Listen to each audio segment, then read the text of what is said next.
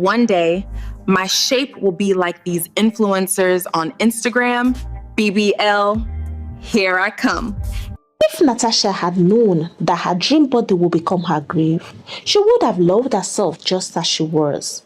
She was 27, a sales attendant in a small boutique in Lagos Island. Every evening after work, she would sit in a tiny BQ space, press her phone and scroll endlessly through Instagram. Her favorite influencers, slay queens with hourglass shapes and glowing skin, were always on her timeline. She would pause, zoom in on their pictures and whisper to herself, Natasha, one day you will look like this. Just one day. She was naturally slim. Her hips were straight. Her backside was flat, and this made her confidence to be almost invisible. When going to work, some oversabi boys would say to her, you are beautiful, oh, but the backside is a no-no. You need small flesh there. And each time she heard that, something inside her broke. Every night before she slept, she would stand in front of her mirror and turn sideways, trying to imagine what she would look like with a bigger backside. She would push in a clothes under her dress and smile at her reflection. See fine girl now, she will whisper. Just small surgery and my life will change. At first, it was just a harmless dream, but we all know that dreams have a way of becoming obsessions when you feed them daily. Soon, Natasha began following pages that advertised BBL. She would read testimonies and stare at before and after pictures until her battery died. The influencers made it look easy, like it was just another beauty procedure, like fixing nails or wearing makeup. None of them showed the pain, the healing process, or the danger. She started saving. Every month, she would keep part of her 40,000 naira salary in a small purse under her bed.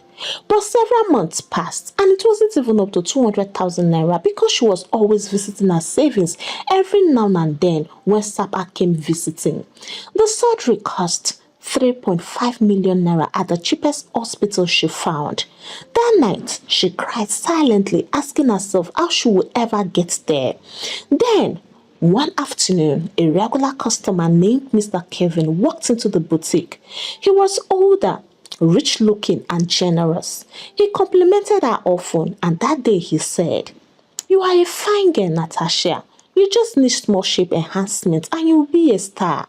Those words stayed in her head all night. By the next weekend, she accepted his offer to spoil her. He gave her 150,000 naira. And guess what? She didn't feel guilty. It's just to reach my goal, she told herself. And that was how her journey into the dark road began. One man led to another. Each one promised something and she gave in, convincing herself it was just business. She told no one because she didn't want to be judged. She told herself it was a temporary sacrifice for her future, but every time she looked in the mirror, she began to see something else. She saw emptiness in the place of beauty. She had lost her smile, her peace, and her innocence. One Sunday, she visited her mother in Mushi. Her mother, a devout Christian, looked at her and said, "Natasha, my daughter, you don't look yourself these days. Are you sure you are okay?" I am fine, Mama. Let's just say I am looking for a better life." Her mother sighed deeply. If you say so, but don't do anything stupid and don't also lose your life all for this better life. But Natasha wasn't listening. In her mind, her mother didn't understand because she was old school.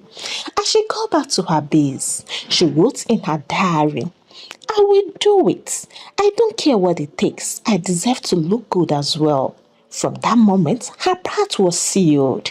She didn't know she was writing a story that would end in tears. She finally decided to tell a few friends about this Operation Look Good vision, and those who tried to discourage her, she avoided them. She began living a double life. By day, she was the humble boutique attendant who smiled at customers and greeted them politely. But at night, she was the woman with a mission, scrolling through surgery pages, watching videos of women talking about snatch waist and dream body goals, and sometimes she was with a man. Her phone gallery was filled with screenshots of body shapes she admired.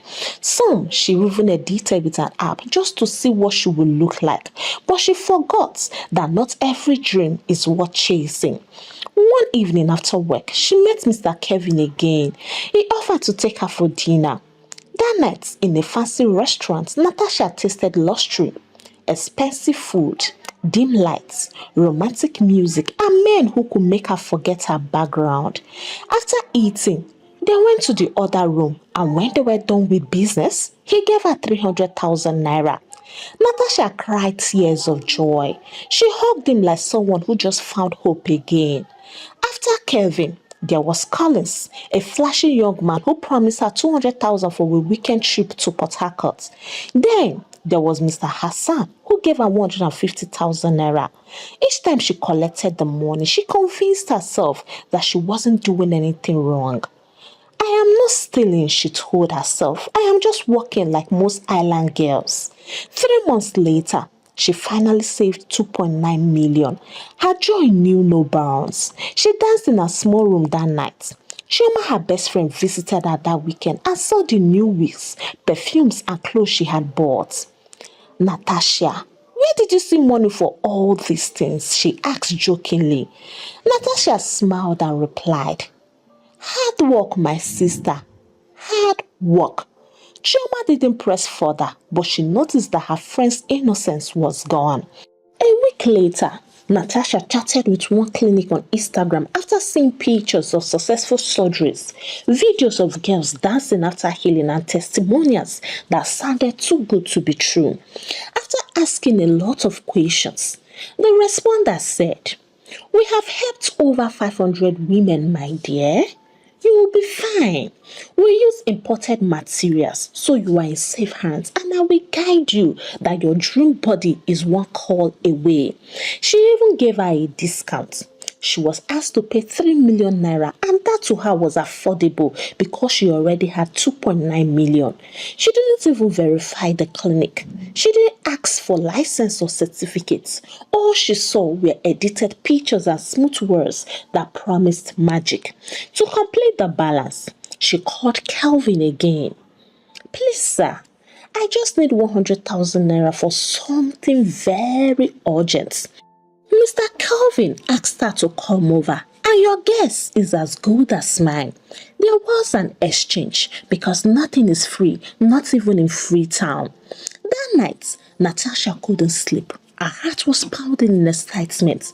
She imagined herself walking into the boutique after recovery, wearing a tight gown and her co-workers whispering, "Clock it. It is giving what it should give."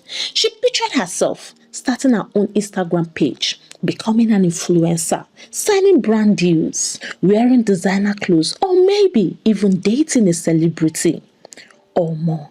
"This is my time to shine," she said to herself. She didn't know she was walking into her own darkness. The next morning, the clinic looked nothing like a place of death. It was painted white and gold with scented candles burning at the entrance. Natasha smiled the moment she stepped in. The receptionist, a lady with long lashes, welcomed her warmly. "Good morning, Miss Natasha. You are in safe hands." Those words gave her comfort, the same kind of comfort a sheep feels before the slaughter. She saw 3 other ladies recovering, all wearing compression garments and walking slowly like new babies. When she asked one of them, "Sister, how was the surgery?" the lady replied, "It's very painful, oh, but when you heal, you will love your body." She didn't know that all these things were arranging. That alone made her feel at home. To her, seeing people who were recovering from what she was about to venture into only shows that the hospital is good and must know exactly what they are doing. She sent a voice note to Chioma saying, "Madam, I am far away for a short trip." And then she switched off her phone because she didn't want distractions. Few 10 minutes later, Dr. Henry arrived. He wore a white coat with confidence, but what Natasha didn't know was that Dr. Henry was not a doctor at all, just a trained nurse who had been dismissed from a private hospital for negligence. He smiled, and with a voice dripping with charm, he said, "You will be fine, my dear. You are simply in the right place." They handed her a form to sign.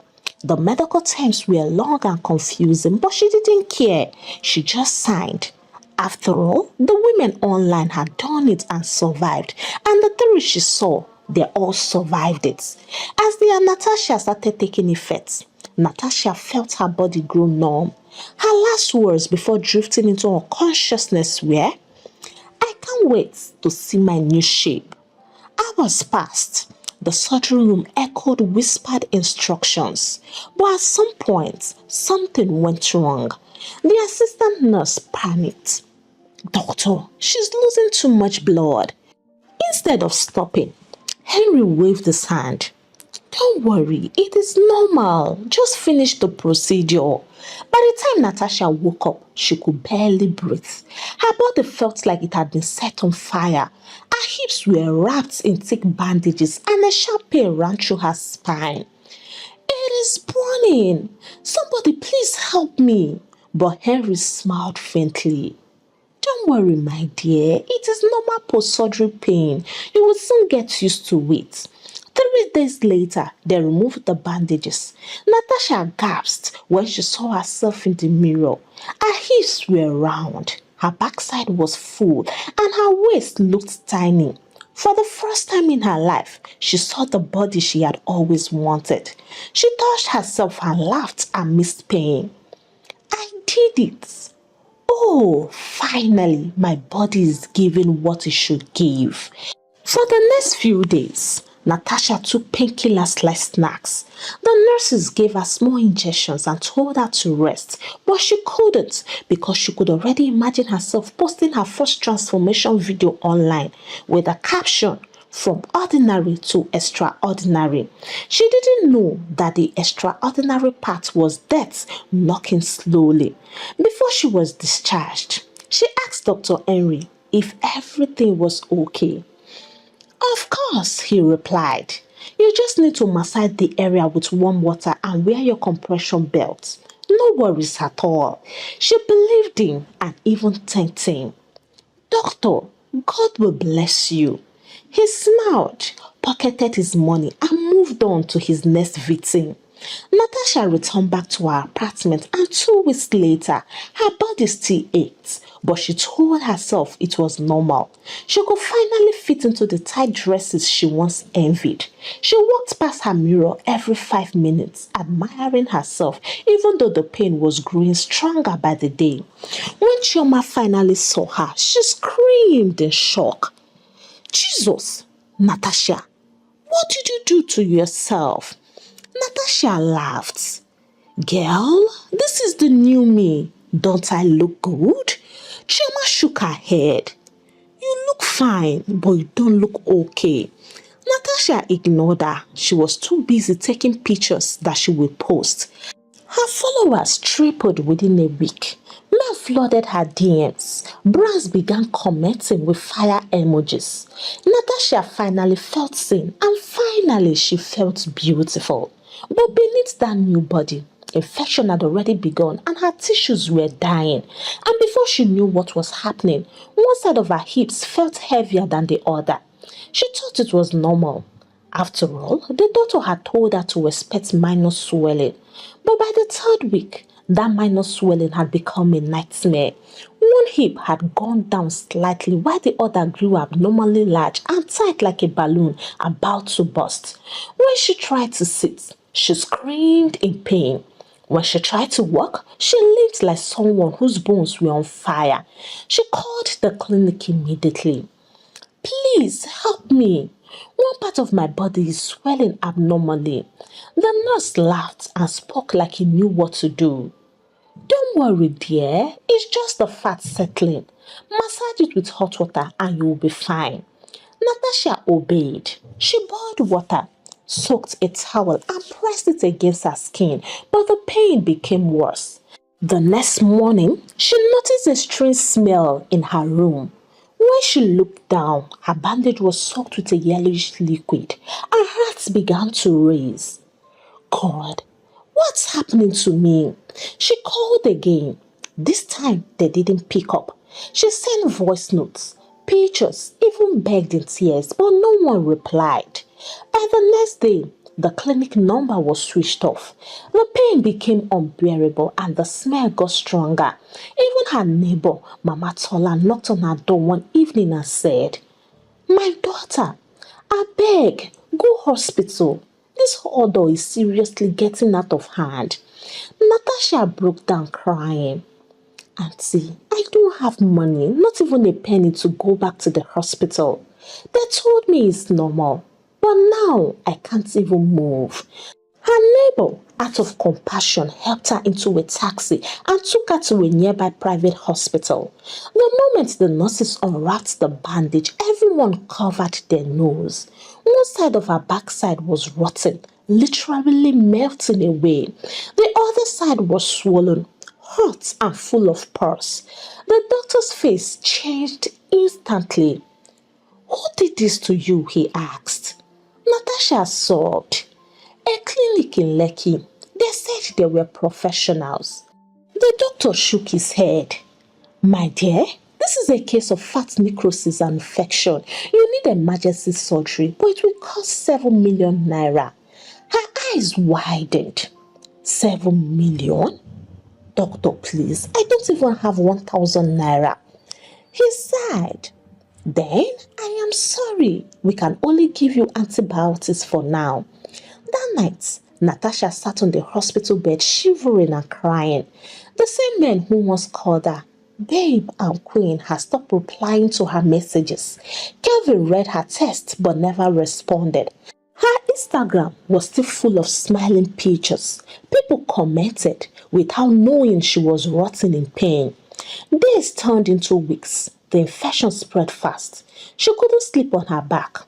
She couldn't sit. Even the bedsheet stuck to her wounds. Her skin became pale. Her lips cracked, and sometimes she would drift in and out of consciousness, whispering, "God, please forgive me. I just wanted to be beautiful." Her mother finally found out when a good nurse called her with Natasha's phone. When the woman arrived at the hospital, she almost collapsed at the sight of her daughter. "Jesus! Natasha, what happened to you?" Natasha wept bitterly. "Mama, I just wanted to fix my body. I didn't know this would happen." Her mother heard her hands crying uncontrollably. "You were already beautiful, my daughter, so why did you do this?" Soon, her condition worsened. The infection spread to her bloodstream. Her breath became shallow and her body temperature dropped. Nurses moved around helplessly because there was little they could do without surgery.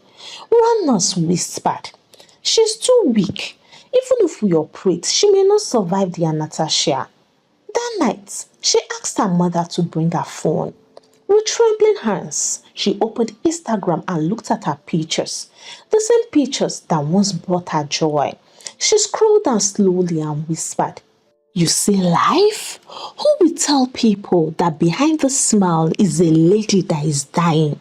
She deleted her last post and wrote her final caption, "Love yourself and don't ever make the mistake to die all because you want to be admired."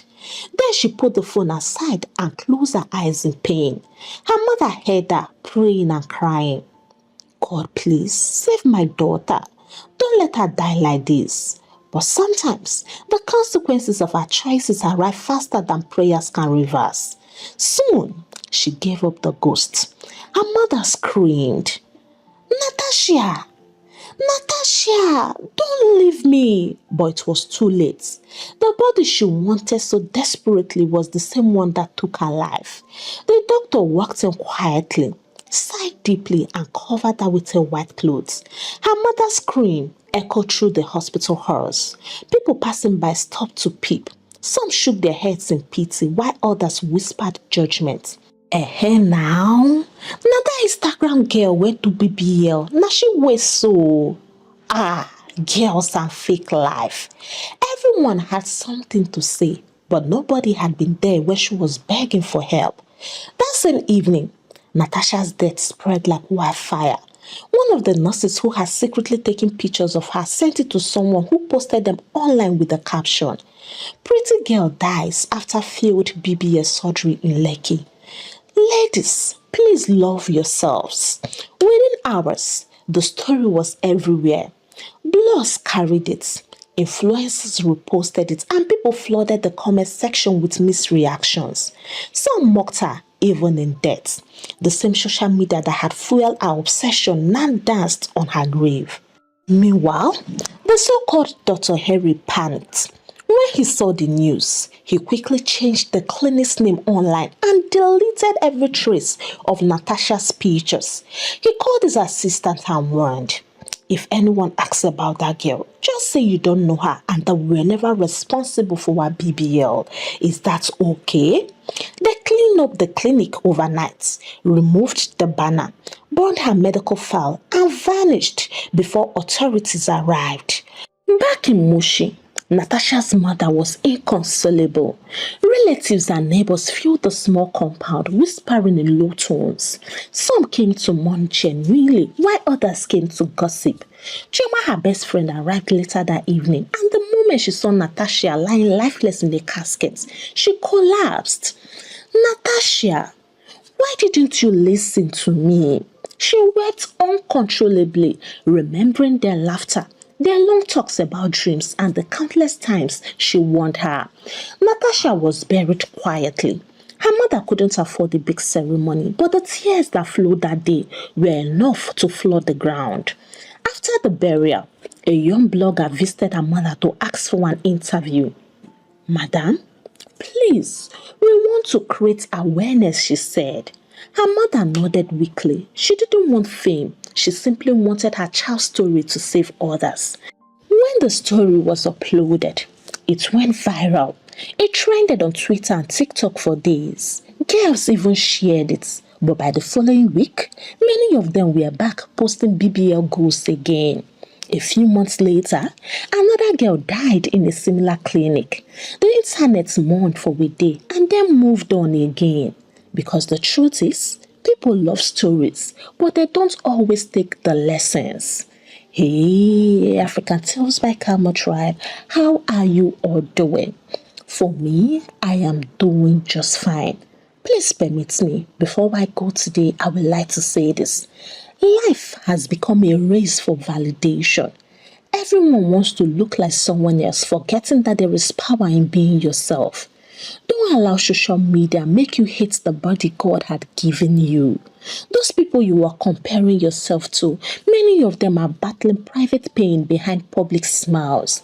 You see, filters can hide scars and regrets. There is nothing wrong with wanting to look good, but there is everything wrong with destroying yourself in the process. A wise person once said, "If what makes you beautiful can kill you, then it is not beauty again, it is bondage." Learn to stand before the mirror and say, "I am enough. I am beautiful and I am unique," because truly you are. Stretch marks, flat tummy or not, dark skin, light skin, yam lego, all of it is beautiful when it carries peace and when you know how to carry yourself with confidence and packaging. Please, don't let society push you into early grave just to trend for 24 hours, and don't die for the attention of people who won't cry when you are gone. To even see a lady with natural endowments these days, now by connection. Do you agree with that? Kindly share your thoughts with me in the comments. Share out the story. Don't forget to give it a thumbs up. If you have not subscribed to this channel, kindly punch on that subscribe button. And until I bring the next interesting story your way, it's a goodbye from here, and God bless you.